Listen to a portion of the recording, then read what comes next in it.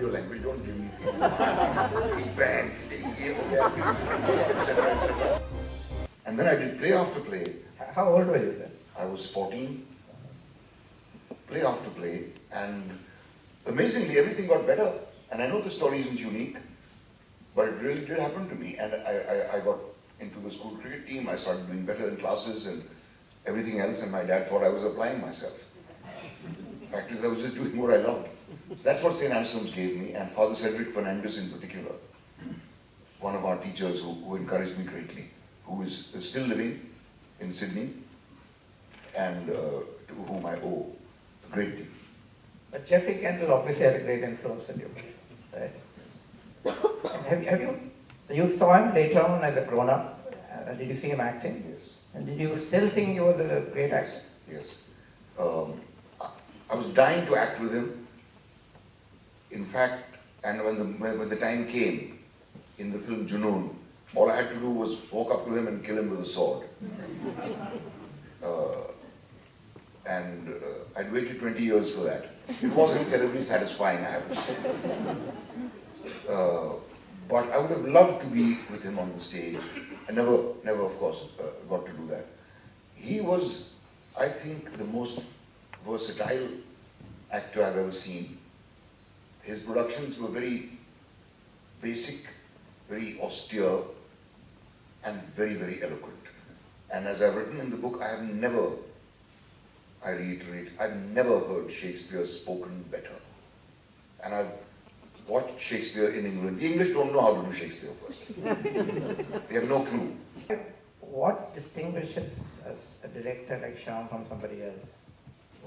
Is it a specific direction, like you mentioned one scene, but is it telling you what your character should look like, how he should walk, how he should speak, or is that left to you? It's left to you. He doesn't tell you these things. About the Nishant character, he just told me the scenes, what I have to do in the scenes.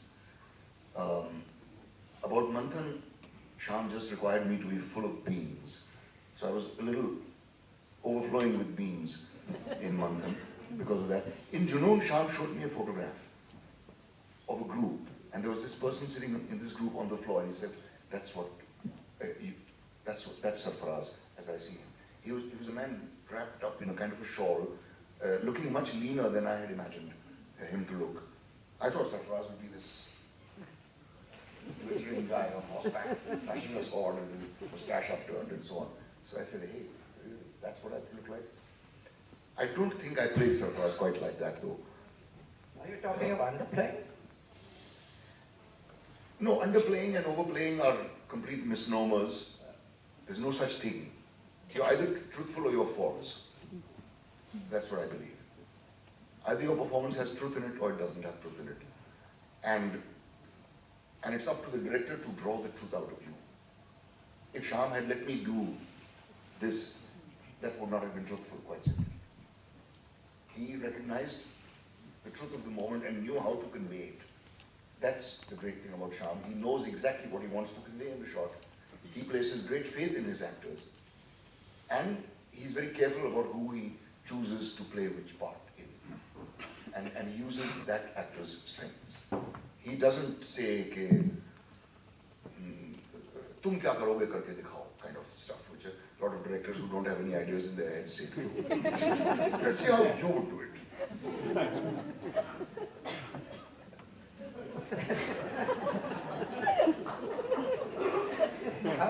How do the mainstream directors? Mainstream directors? How do the mainstream director?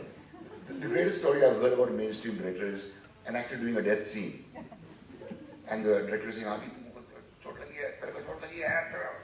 and accompanied by a whole lot of foul words, which I don't dare repeat here.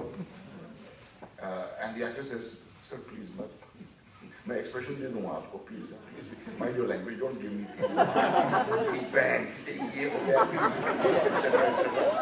To give the actor a stimulus. And then he said, अच्छा अभी मर सकते, मर, अभी और मर,